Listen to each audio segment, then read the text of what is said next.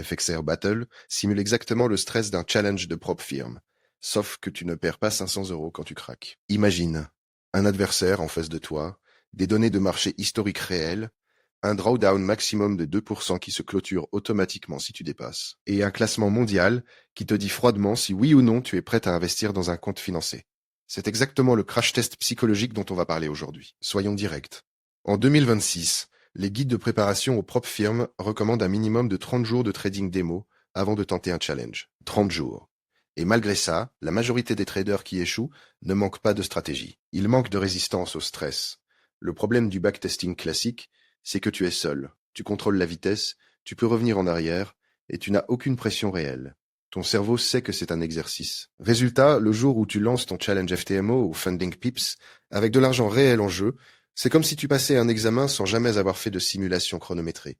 Le stress te submerge. Tu sors de ta stratégie, tu casses tes règles de drawdown, et tu perds ton investissement. Aujourd'hui, je te montre concrètement comment cet outil comble ce trou béant dans ta préparation.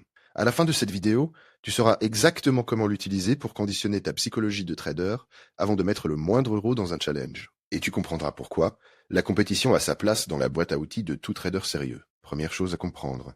Ce qui fait échouer un trader dans un challenge de propre firme, ce n'est presque jamais sa stratégie. C'est sa réaction émotionnelle quand le marché bouge contre lui, pendant que le compteur de drawdown descend en temps réel. Et ça, aucune méthode de backtesting traditionnelle ne le reproduit. Quand tu fais défiler des bougies sur TradingView à ta propre vitesse, ton système nerveux est en mode confort. Tu peux mettre pause, tu peux revenir en arrière, tu peux réfléchir 5 minutes avant de prendre une décision. Mais dans un vrai challenge, le marché n'attend pas. Et c'est exactement là que ce simulateur change la donne. Le principe est simple, mais puissant.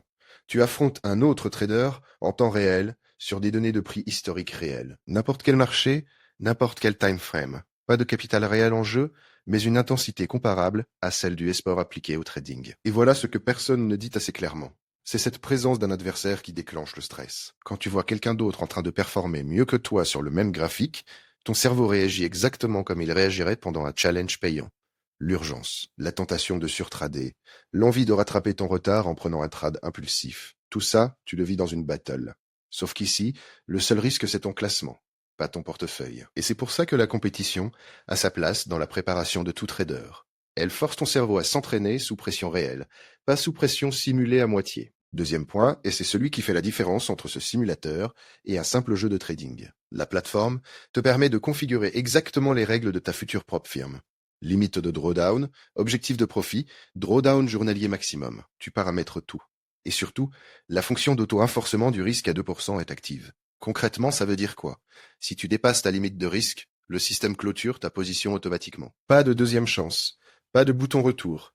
Exactement comme dans un vrai challenge FTMO ou Funding Pips, où un dépassement de drawdown signifie la fin immédiate de ta tentative. Et c'est là que tout change pour ta discipline. Quand tu sais que la machine va te couper si tu débordes, tu apprends physiquement à respecter tes limites.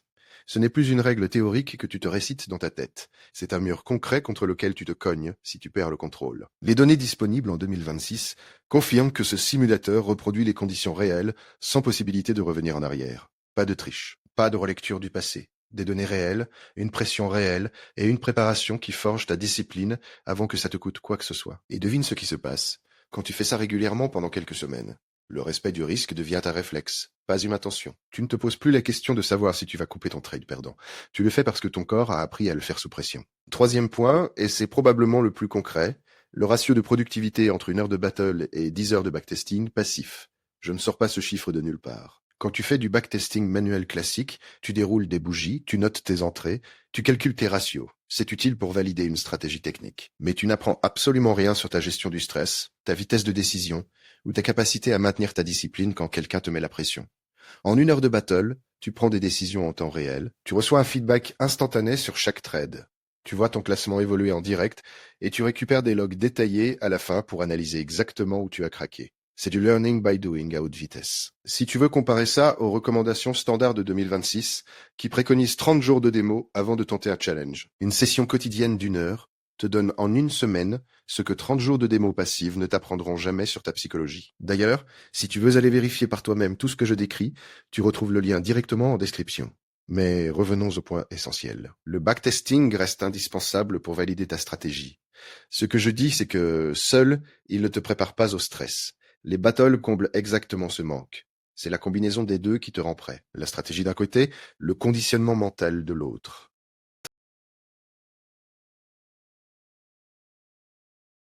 Quatrième point.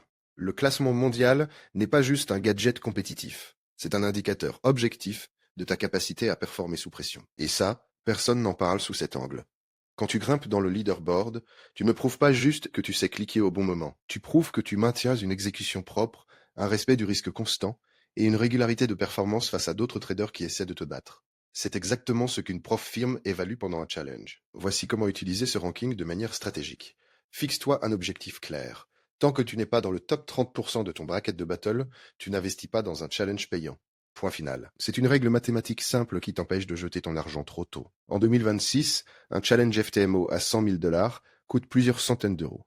Chaque tentative ratée, c'est de l'argent perdu. Alors, avant de payer, tu veux une donnée objective qui te dit que tu es prêt. Ce classement est cette donnée. Et la partie suivante va te surprendre, parce que ça va au-delà du simple classement. Les logs de chaque battle te permettent d'analyser trade par trade ce qui s'est passé. Tu peux identifier tes biais. Et ce que tu surtras quand tu es en retard, au score, et ce que tu coupes trop tôt tes gains quand tu es en tête. Ces patterns psychologiques, tu ne les vois jamais dans un backtest classique. Mais dans une battle, ils sont exposés noir sur blanc.